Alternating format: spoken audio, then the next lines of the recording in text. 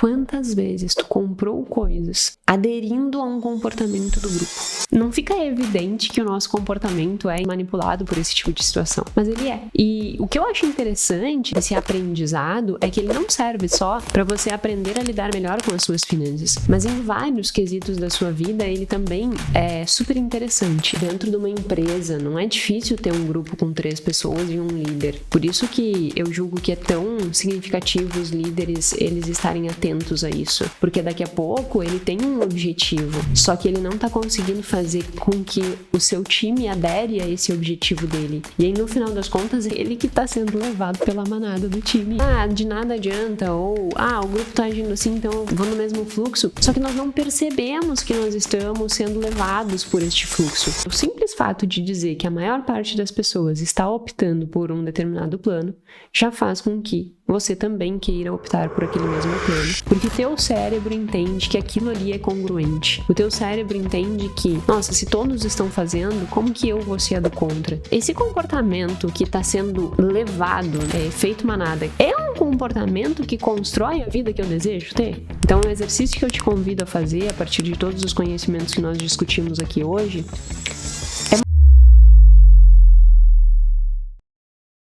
quanto você é Maria vai com as outras. Talvez você já tenha escutado esse termo em algum momento da sua vida. Quando nós somos jovens, é normal os nossos pais, né, muitas vezes dizerem assim: tu não é todo mundo, né? Não é Maria vai com as outras. Tu é tu, não dê bola para os outros. Mas no final das contas, a verdade é que foi selecionado, né, evolutivamente, que nós tenhamos o comportamento dos outros como referência para direcionar o nosso próprio comportamento. E isso muitas vezes faz com que nós incorramos no que se chama efeito manada. Em finanças, isso é muito, mas muito discutido em finanças comportamentais, né? Porque se fosse finanças tradicionais, partindo do pressuposto de que nós somos racionais, 100% racionais, né? Que a emoção não envolve, não teria por que discutir esse tipo de coisa, já que não faria o menor sentido eu levar em consideração a decisão do outro para minha própria decisão. Mas em finanças comportamentais, entendendo que essa racionalidade 100% assim é uma baita utopia, nós discutimos muito esse conceito de que nós, sim, somos seres humanos. Maria vai com as outras. Mas quanto nós somos assim? E como que nós podemos exemplificar isso de uma forma prática e simples, né? E o que os experimentos ligados com finanças têm nos dito a respeito deste efeito manada? Este é o nosso tema do episódio número 211 do podcast Mais que Finanças, podcast em que nós falamos muito mais do que números, nós falamos de comportamento financeiro. Se você está aqui pela primeira vez, seja muito bem-vindo. Meu nome é Jéssica Câmpara, sou doutora em finanças comportamentais. Toda terça e sexta temos aqui um episódio novo para tratar de temas ligados à tomada de decisão, dinheiro e a vida que vale a pena ser vivida. Enfim, sem mais delongas, o que é o efeito manada? O conceito simples de efeito manada nada mais é do que a influência do comportamento dos outros na sua própria escolha. Então pensa o seguinte: digamos que você está numa mesa e que você nunca comeu sushi, mas você está entre 10 amigos e todo mundo está comendo sushi e você é o único que não come sushi. Qual é a tua predisposição de comer sushi, sendo que todos estão ali dizendo: que delícia esse sushi, maravilhoso. Qual é a tua probabilidade de, tá bom, eu vou provar? Pois é, essa simples tomada de decisão do grupo influencia significativamente no nosso processo de tomada de decisão. E isso é um ponto muito interessante, porque essa informação ela é muitas vezes subliminar, no sentido de que não fica evidente que o nosso comportamento é, entre aspas, manipulado por esse tipo de situação, mas ele é. E o que eu acho interessante desse aprendizado é que ele não serve só para você aprender a lidar melhor com as suas finanças, mas em vários quesitos da sua vida ele também é super interessante. Eu vou dar um exemplo super prático que eu e o Gui estávamos conversando esses dias. Para quem não sabe, Gui é o meu marido, né? E volta e meia eu comento sobre os nossos devaneios. E eu tava falando pro Gui assim, né? Olha, amor, que interessante. Pensando em empresa, né, em instituição, Muitas vezes, e talvez se tu trabalha em alguma empresa ou se tu é o dono de alguma empresa, tu já passou por isso, de ter que repetir a mesma coisa várias vezes. Então, tu monta um processo e, temos que seguir esse processo. Dá um tempo, se não acontece um acompanhamento, se não acontece um monitoramento daquilo que foi estabelecido, isso se perde. E aí tu tem que cobrar de novo. Se perde, isso tem que cobrar de novo. O que acontece de forma errônea em muitos donos de empresa, e aqui eu não estou dizendo que a gente não cometa esses erros também, porque no dia a dia é um grande desafio, mas esse é o grande ponto, né? Nós termos consciência dessas limitações e percebermos que isso influencia nossas escolhas. Mas o que acontece, né? O dono muitas vezes, ou o dono, ou o líder, né, o gerente, ele faz uma, faz duas, faz três, e ele se enche o saco, porque eu já disse 1000 vezes, eu não vou estar repetindo. E aí o grupo, ele se condiciona a agir de uma forma. E como o grupo é maior do que o líder, muitas vezes esse grupo que está agindo daquela forma, que não é a forma que o líder gostaria, e o líder já falou, já replicou, já falou, já replicou, já falou, já replicou, tem um momento que esse líder desiste. E ele é levado pela manada do restante do grupo a agir da mesma forma. Eu já falei 1000 vezes, não adianta nada, então esquece, deixa pra lá. Então, o que está acontecendo aqui? Existe um padrão de comportamento e que este padrão de comportamento ele é mais forte do que o comportamento do líder que o líder está sugerindo, porque ele está aderente a várias pessoas. Essas várias pessoas vão se comportando daquela forma. E se o líder não estiver atento, ele entra nesse mesmo fluxo, no sentido de não adianta fazer uma sugestão diferente, não adianta, porque sempre vai voltar a mesma coisa, então eu vou deixar de fazer. E aí, o que tu tá nutrindo aí? Uma cultura empresarial de não seguir processo, de não fazer o que precisa ser feito naquela direção. E por que eu estou trazendo esse exemplo? Porque eu acho que ele serve para várias áreas da nossa vida. Muitas vezes, em várias áreas da nossa vida, nós olhamos para os grupos e pensamos, de nada adianta, ou, o grupo está agindo assim, então eu vou no mesmo fluxo. Só que nós não percebemos que nós estamos sendo levados por este fluxo. Como líder, muitas vezes não percebe que está sendo levado por este fluxo de não manutenção, né, daquilo que foi estabelecido. E aquilo começa a se tornar a cultura da empresa. Então, o quanto nós precisamos estar atentos, né, porque vai gerando repercussões que são muito negativas para a empresa, nesse caso, e se for em um outro contexto, digamos, para a família, um exemplo dentro da família. Vamos pegar uma família que em um dado momento não assiste televisão e tem o costume de sentar e conversar.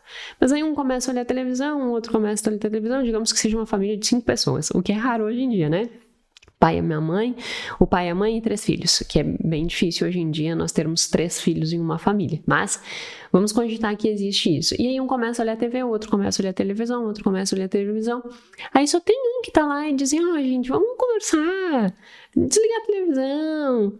Aí não vai, daqui a pouco aquele também tá olhando televisão, e aí o comportamento que deveria ser, né, de conversa, diálogo, começa a ser puxado para todo mundo virar uns patetas olhando televisão. Por que eu digo uns patetas olhando televisão? Porque a gente não se dá conta, né? Mas quanto tempo é destinado a olhar filme, série e tal, e não que muitas vezes isso seja errado, eu mesma preciso me disponibilizar a fazer um pouco disso, porque eu não faço nunca. Aí eu brinco que eu sou a ET Master, né? Eu não sei nada de filme, não sei nada de série, não sei nada de nada que acontece nesses mundos aí. Então nem 8 nem 80. Mas o que eu quero dizer é que se tu percebe uma família aderindo a um determinado comportamento, daqui a pouco toda a família está aderindo àquele comportamento. E aí a grande questão não é se isso é certo ou errado no sentido macro, mas esse comportamento que está sendo levado, né, efeito manada, que essa manada tá sendo puxada, é um comportamento que constrói a vida que eu desejo ter? Eu desejo ter com a minha família um momento que seja simplesmente na televisão, ou eu desejo estabelecer com a minha família um vínculo afetivo forte em que nós conversamos, nós externalizamos o que sentimos, nós discutimos sobre o mundo, nós filosofamos. E aí é isso que eu tô dizendo, não é que tu vai deixar de olhar televisão com a tua família, é que será que isso não está se sobrepondo à comunicação, por exemplo, ao diálogo? E isso está se sobrepondo justamente porque muitos da família estão puxando para esse lado, e aí daqui a pouco aquele que gostaria de estar no diálogo já não tem força e vai junto com a manada e acaba aceitando?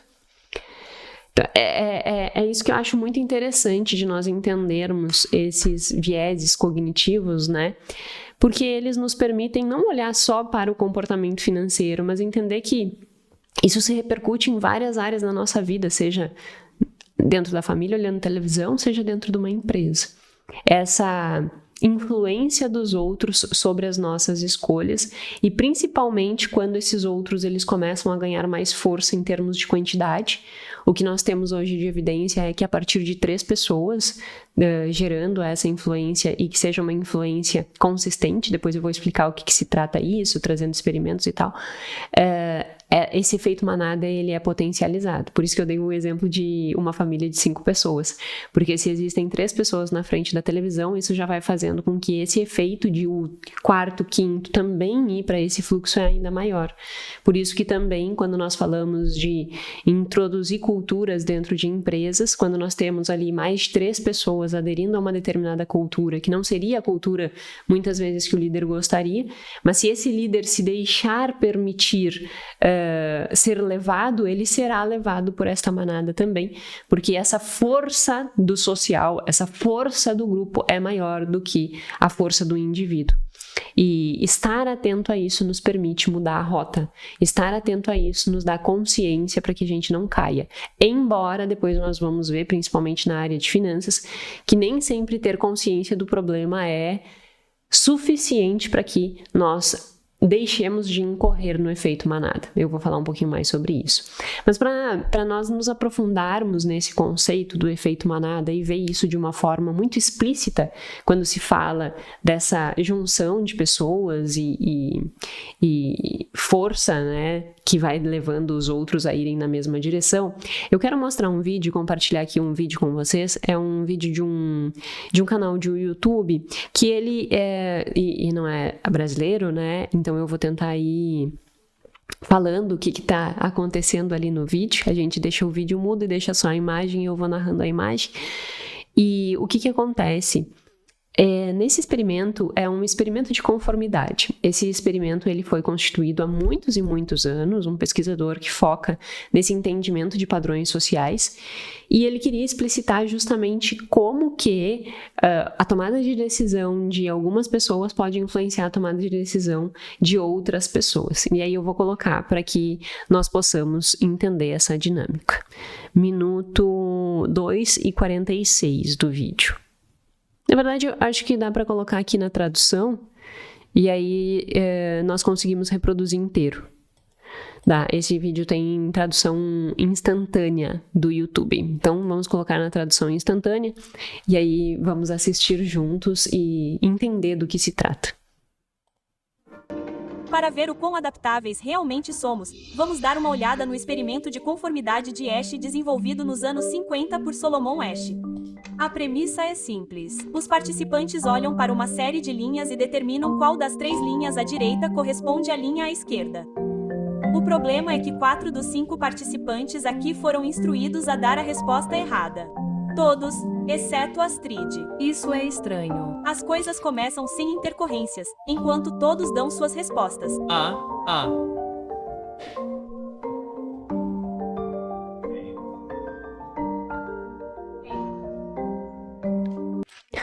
Olha que interessante, né? Nesse primeiro movimento, assim. Os 3 primeiros deram A, é a primeira rodada, e ela olha e diz assim, não, tá errado. A linha que é do mesmo tamanho da primeira não é A é a B. Aí ela dá a resposta B, tá? Vamos seguir vendo o experimento. Mas então algo interessante acontece. A, parece que C. Sim, C. Definitivamente C. C. A influência contínua. Agora viu que ela, tipo assim, até se nós formos ver do ponto de vista de comunicação do corpo, assim, né? Tu vê ela se movimentando, assim, tipo...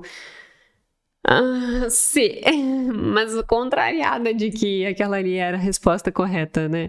Mas interessante, a gente já discute mais sobre isso. Vamos concluir aqui o vídeo.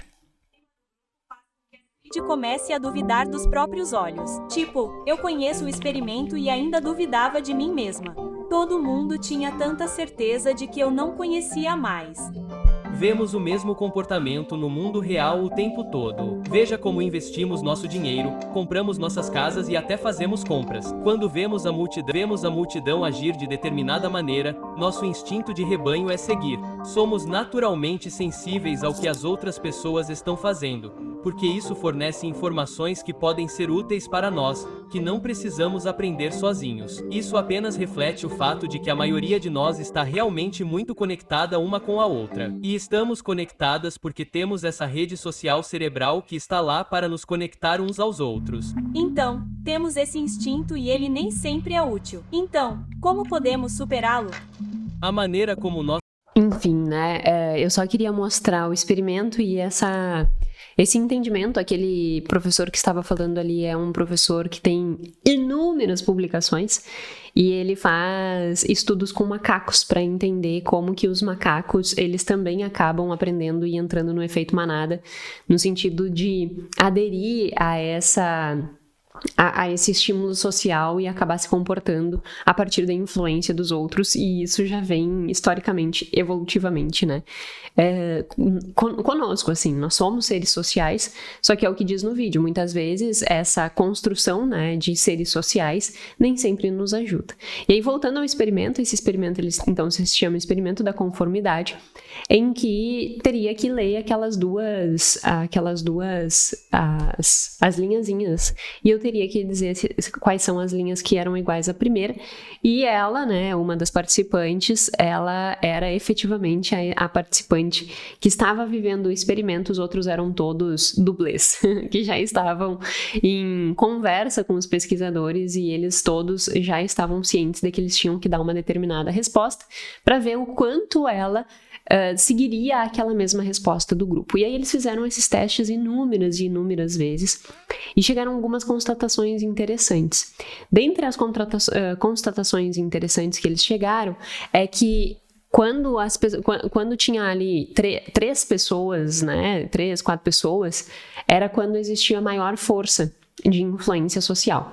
Se houvesse uma pessoa só, essa influência ela não acontecia. 2, nem tanto, mas o efeito começava a ser bem significativo a partir de 3, sendo que passando muito 4, 5, 6, esse efeito ele não aumentava consideravelmente. Então, é como se nós estivermos falando na construção de uma carteira de investimentos, em que, e aí aqui eu vou falar uma coisa que talvez nem todos entendam, que não estejam completamente familiarizados com o mundo de finanças, mas não se preocupa que nada influencia no nosso aprendizado aqui, é só para que entenda essa dinâmica de números, né, e de quanto seria necessário para ter influência, para ter uma efetiva influência.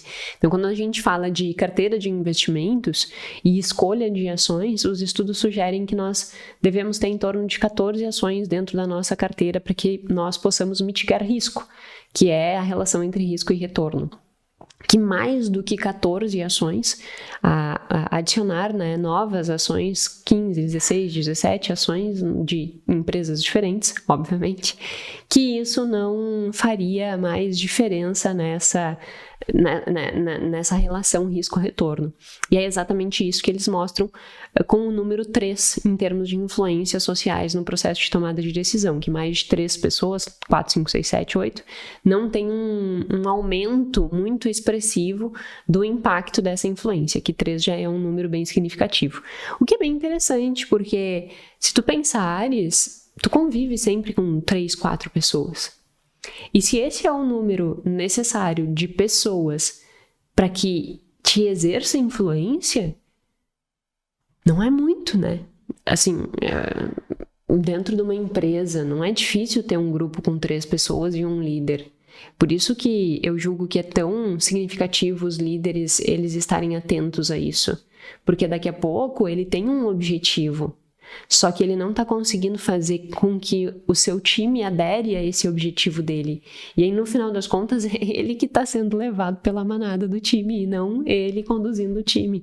É interessante, assim como dentro da casa, que eu já dei o exemplo, os pais, ao invés de eles conduzirem os filhos, se tem 3 filhos, daqui a pouco os filhos que estão influenciando o comportamento dos pais. E isso nós precisamos estar atentos.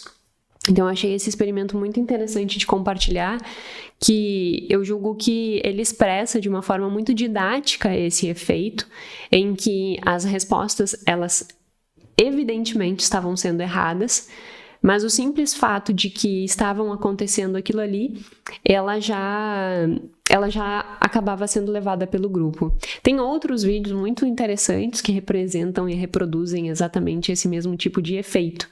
Exemplo, tem um videozinho que circula, eu agora não vou lembrar exatamente onde, mas que uma pessoa, ela chega dentro de um consultório médico e depois várias outras pessoas vão chegando dentro desse consultório médico.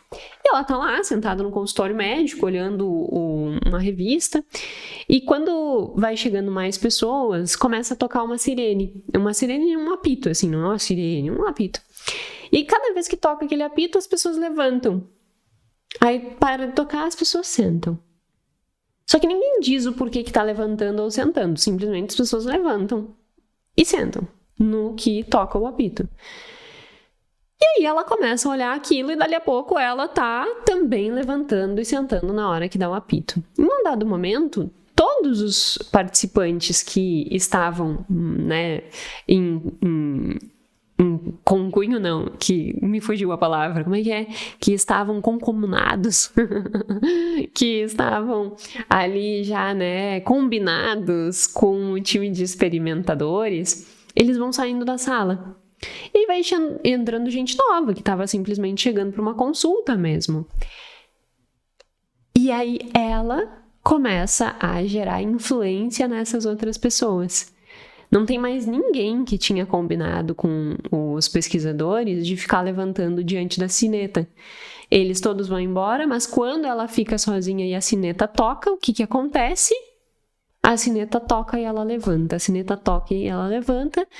Aí os novos pacientes que ali chegam, que também não tinham combinado nada com ninguém, começam a perceber que cada vez que se toca a sineta ela levanta, e aí eles também começam a levantar no que toca a sineta. Então olha que interessante, nós somos movidos como se nós fôssemos pessoas não pensantes. E isso não acontece só nesses aspectos sociais, como exemplo de escolher qual é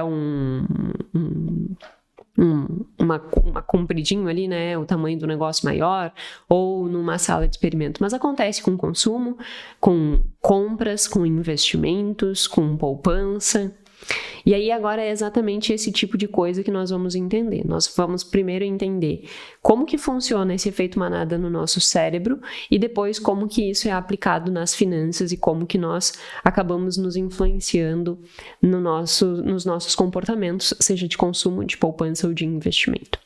Para começar a entender como que esse efeito ele surge, aí antes de eu ir para essa parte de como que isso acontece no nosso cérebro, eu acho relevante tu parar e pensar sobre isso na tua vida e nas tuas decisões. Muitas vezes pode ser que tu esteja aqui no podcast, que tu esteja acompanhando, mas que fique assim, nossa, que interessante aquilo que a Jéssica disse, mas como se fosse retratar algo referente a um estranho, né? Retratando algo que não tem nada a ver contigo. E tem 100% a ver contigo. Então, a minha sugestão é que sempre que eu estiver explicando um conceito, você não fique só, nossa, que interessante, nunca tinha pensado nisso. E pense, tá, mas e dentro da minha vida, onde que isso tem se apresentado? Será que eu tenho incorrido no efeito manada na minha vida e não tenho percebido? Será que eu tenho agido de forma completamente automática, à mercê da influência social, e eu não tenho me dado conta e tô virando marionete da sociedade? Seja no trabalho, seja na tua família, seja com os teus amigos, seja com as pessoas que tu segue na internet, que, por exemplo, sugerem investimentos, tipos de investimentos, seja no restaurante que tu escolhe. É isso que nós temos que exercitar se nós quisermos mudar o nosso comportamento. Nós não podemos ficar na simples... Ai, que legal isso, verdade, nunca tinha parado para pensar. Ai, que bonitinho esses experimentos. Nós temos que parar com essa indiferença em relação a esses conceitos e entender que esses conceitos dizem respeito a nós mesmos. Quando eu estava lendo e estudando sobre isso, essa reflexão sobre como que líderes eles vão ser influenciados muitas vezes pelo seu time surgiu ao ler estudos sobre efeito manada. E a influência de que, olha, a partir de 3 pessoas isso começa a ter um maior impacto. Digo, opa, peraí, mas eu consigo ver isso acontecendo dentro da nossa empresa. Muitas vezes, nós mesmos cometemos esse erro. Então, precisamos corrigi-lo. Precisamos estar atentos. Precisamos monitorar esse comportamento.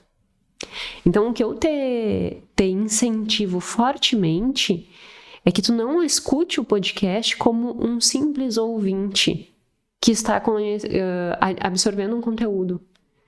Mas, e daqui a pouco escreve, se do ponto de vista só de pensamento pode ficar muito abstrato, e escreve, nossa, olha só, na minha situação na empresa, no meu trabalho, onde é que isso pode estar tendo influência? Na minha família, nas minhas escolhas financeiras, com os meus amigos, e aí tu vai ponderando. Nas decisões de compra, depois eu vou dar um exemplo de um estudo em decisões de compras. E isso vai te trazendo mais consciência para que tu não fique só no conceitual, mas tu aplique esse conceito na tua prática para realmente melhorar o teu processo de tomada de decisão.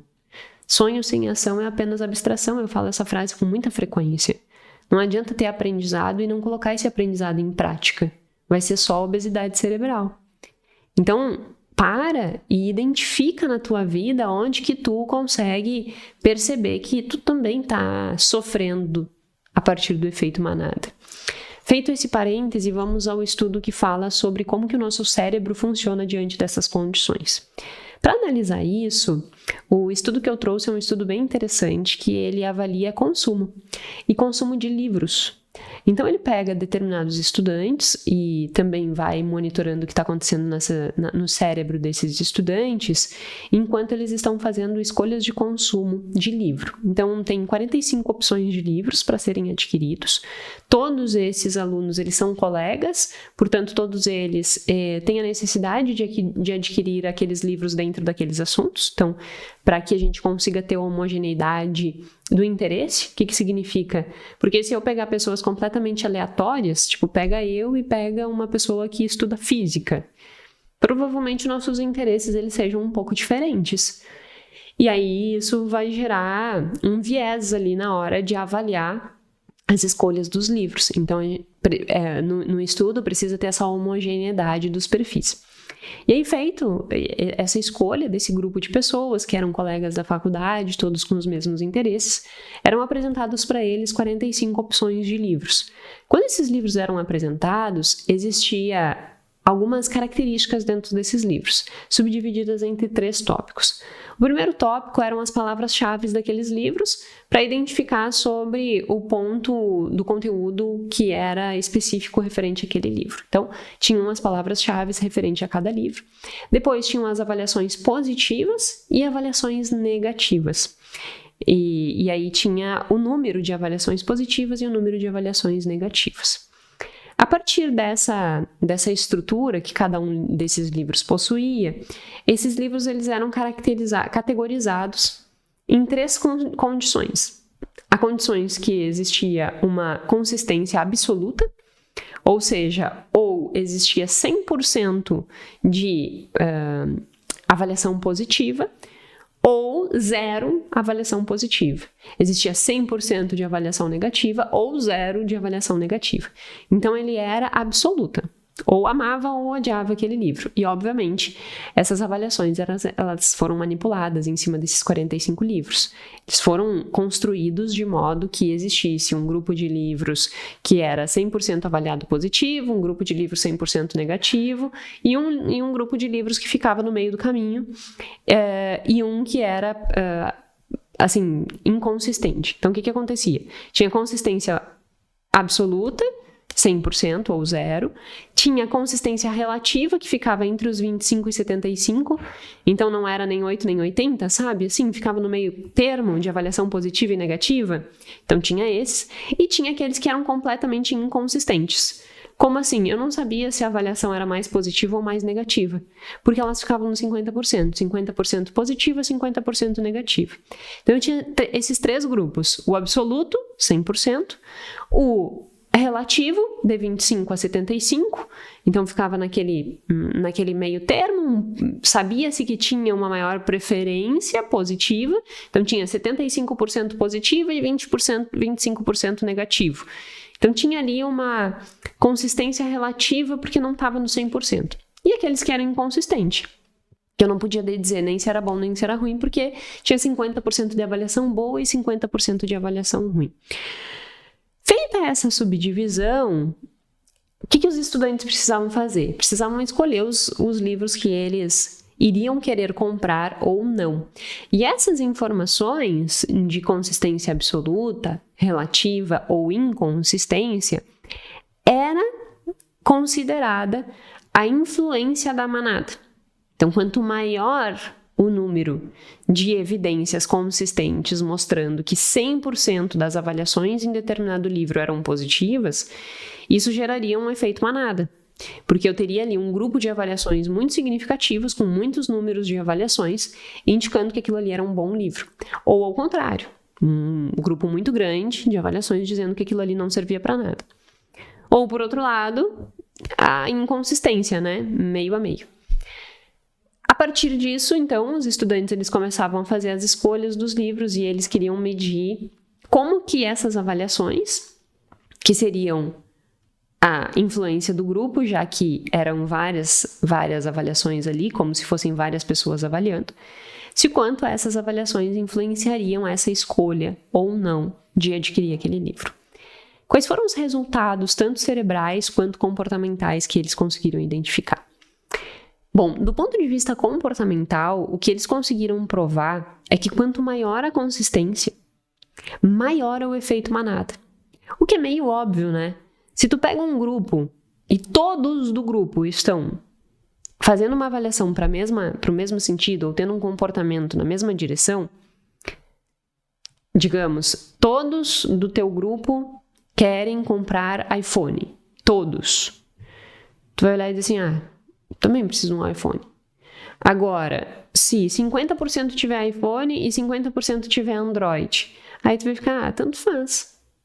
Entende?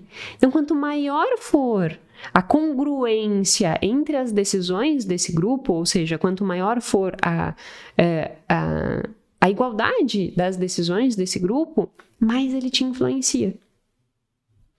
E neste caso, quanto maior a congruência em relação aos livros, avaliação positiva, maior a predisposição de querer comprar aquele livro. Mesmo que, por vezes, aquele livro não tivesse 100% aderente às palavras-chave que eu estava buscando. Mas avaliações positivas fortaleciam o efeito manada. E aí eles foram entender, entendi que... Fui mexer meu pé aqui embaixo da mesa e bati na câmera. Peraí, deixa eu alinhar a câmera agora com o pé. Vamos ver se eu consigo alinhar. Acho que alinhei. E aí depois eles fizeram essa mesma avaliação, só que para tentar, no mesmo momento que eles estavam deixando os alunos tomarem essas escolhas de comprar ou não o livro, eles estavam monitorando o cérebro desses alunos. E o que eles constataram? Eles fizeram uma avaliação de o quanto o cérebro se ativa ou não, ou seja, o quanto ele vai apresentar estímulos elétricos. O nosso cérebro, ele é constituído de estímulos, de eletricidade. Pode parecer uma coisa muito maluca, mas é verdade. Essa mesma eletricidade, os volts que tem na luz, tem no nosso cérebro. E aí, quanto maior esta, entre aspas, eletricidade, mais significa a ativação. E aí nós podemos pensar assim, nossa, para que eu caia no efeito manada, talvez tenha menor ativação do cérebro, já que eu simplesmente vou replicar o comportamento do outro. E não, pelo contrário. O que acontece? O que eles conseguiram provar nesse estudo? Que quando eu, na hora de tomar uma decisão, percebo uma congruência muito forte do grupo, o meu cérebro se ativa mais. Como se, a partir daquilo ali, o meu cérebro ele conseguisse reconhecer um padrão. E no momento que ele consegue reconhecer este padrão, ele se ativa. E aí sim ele age na direção daquele comportamento junto com o grupo. Então, o efeito manada no nosso cérebro, ele não está ligado com inatividade do cérebro. Pelo contrário, ele está ligado com maior atividade do cérebro que reconhece um padrão e quer seguir aquele mesmo padrão. Essa é a grande questão dentro do nosso cérebro do efeito manada. E isso, como aqui mostrado, está diretamente ligado com o consumo. E por que isso é extremamente preocupante? Quando tu segue algumas pessoas na internet e tu começa a reconhecer que aquela comunidade tem um padrão de consumo, se o teu cérebro se ativa reconhecendo aquele padrão de consumo, tu tem uma maior predisposição a agir consumindo da mesma forma que aquele grupo. Só que tu não percebe. E quanto maior for a congruência de consumo daquele grupo, maior é a tua predisposição a repetir aquele mesmo padrão. Agora eu quero que tu pense. Quantas vezes tu comprou coisas aderindo a um comportamento do grupo, caindo nesse efeito manada? Percebe que é como se existisse uma norma social implícita e tu segue sem te dar conta. Se tu vai pegar mulheres que ficam muito preocupadas com essa questão de aparência, por exemplo, não é incomum ver essas mulheres seguindo muitas blogueiras, muitas mulheres que vendem esse ideal de beleza, e aí elas vão fazer publi de shampoo, vão fazer publi de creme para o rosto, de creme para o corpo, nossa, agora este produto vai te deixar com a pele sem manchas, agora este produto vai não sei o que, não sei o que. E eu não estou dizendo que isso é ruim, mas eu estou dizendo que muitas vezes o teu consumo para aderir a este tipo de coisa não vem de uma necessidade sua, mas vem de uma necessidade encontrada a partir do momento que o teu cérebro viu coerência e padrão, querer repetir aquilo ali. É isso que nós temos que perceber. E quando nós entendemos como que funciona o nosso cérebro, nós percebemos o quão vulneráveis a isso nós estamos. Por quê? E aí eu entro num outro estudo, aplicado agora a poupança e seguros, que também mede o quanto as pessoas incorrem no efeito manada. Esse estudo, ele tinha como objetivo testar uma intervenção para minimizar o efeito manada. Então ele queria testar se enviar algumas informações dizendo, olha, cuidado, tu tem chance de incorrer no efeito manada. As pessoas, quando tu percebe um padrão social, tu quer seguir aquele padrão social e tal. E aí eles fazem um teste. Como é que funcionou o teste? Eles pegaram 768 participantes. E aí, a partir desses participantes, eles foram sugerindo cenários. Então, existia cenário de seguro, existia cenário de aposentadoria, existia cenário de investimentos, com simulação. Eu vou dizer a simulação de aposentadoria, como que funcionava. A pessoa, ela entrava dentro do sistema, e aí, se fosse no grupo de aposentadoria, ela tinha que colocar todos os seus dados para se aposentar. Ela não sabia que ela estava sendo avaliada pelo efeito manada. Ela só sabia que ela estava participando de um experimento para a definição ali da carteira de investimentos dela, para a definição da aposentadoria dela. Então, o que ela tinha que fazer? Ela entrava dentro do sistema, era um sistema de simulação, e ela tinha que colocar as informações dela. Quanto que ela ganhava, quantos anos ela tinha, quantos anos ela queria se aposentar, qual era a renda que ela queria se aposentar. E a partir disso era apresentado para ela 3 planos, 3 propostas para que ela pudesse escolher. Então existia uma proposta básica, em que ela tinha que contribuir pouco, mas também não ia ter um resultado muito satisfatório frente ao que ela tinha de objetivo. Depois tinha uma proposta premium, e aí essa proposta premium era a proposta em que ela teria sim o resultado que ela gostaria, mas ela tinha que investir um pouquinho mais. E tinha a proposta flexível, que ela poderia simplesmente escolher qual valor ela queria depositar. Então tinha essas 3 opções de planos de aposentadoria. Só que daí, em alguns casos, eles manipulavam a apresentação desse cenário, dizendo assim, olha, nessa opção aqui, 50% das pessoas preferem essa opção.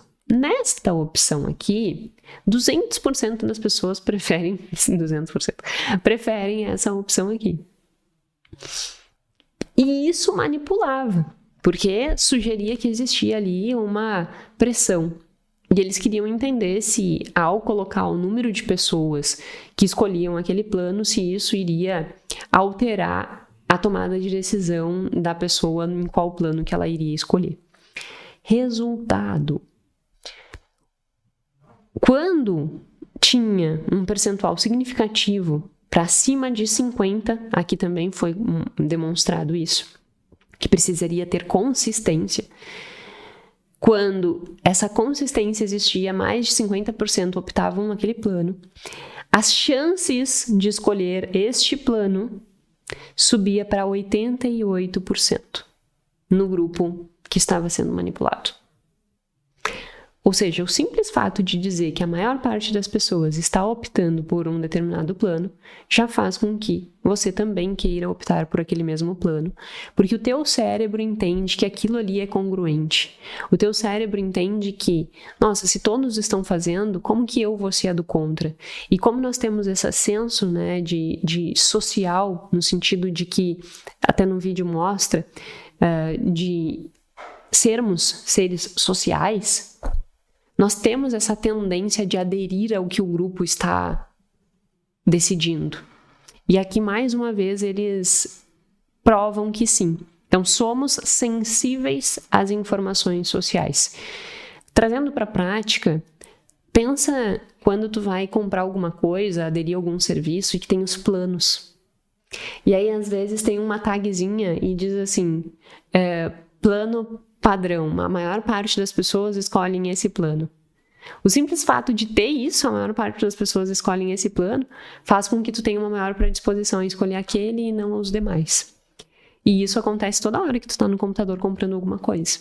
Isso acontece muito no mercado financeiro, quando nós vemos determinado influenciador, quando nós vemos determinada pessoa, sei lá, Warren Buffett, que é extremamente renomado no mercado financeiro, tomando uma decisão de investimento, todo mundo querer tomar essa decisão de investimento junto com ele, ainda mais se tá ele e outros tantos falando a mesma coisa.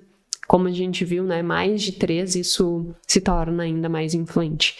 Só que o que é interessante desse estudo é justamente o ponto de que eles tentaram, depois de manipular, dizendo, olha, esse aqui é a opção que a maior parte das pessoas escolhe, eles mostraram um alerta. Cuidado, você tende a querer tomar uma decisão na mesma direção de que a maioria, você tende a incorrer nesse erro. E mesmo assim não funcionou. Mesmo avisando, isso foi insignificante. Foi insignificante para alterar a tomada de decisão. Mesmo com a informação, as pessoas caíam no efeito manada. Isso nos gera um alerta. O simples fato de tu estar me escutando falar Não funciona. Por isso que mais tarde, esse artigo é um pouquinho, acho que 2010, se não me lembro. Um dos dois é 2010 e outro acho que é 2014. Hoje em dia a gente já tem uma vasta literatura falando de desenviesamento e indicando que o simples fato das pessoas saberem que elas incorrem em vieses não é suficiente para que elas deixem de incorrer nesse viés. E aí é um exercício. Muitas vezes nós vamos, inclusive, saber e mesmo assim cair. Nós vamos ter que nos treinar para que nós incorramos em menores erros, embora evitar todos os erros é impossível. Acho que esse é a grande reflexão do episódio de hoje, para além do efeito manada, que eu julgo que é muito interessante que nós possamos avaliar em todas as áreas da nossa vida. Mas eu acho que essa é uma grande lição.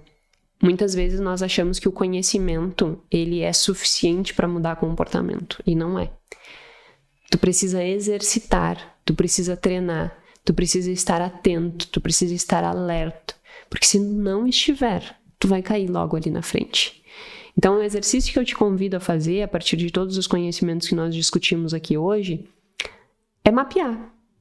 Onde que tu está sendo levado pela manada e que tu não está nem percebendo. Espero que te ajude, tá certo? Ficamos por aqui. Uma discussão que eu julgo muito interessante para várias áreas da nossa vida.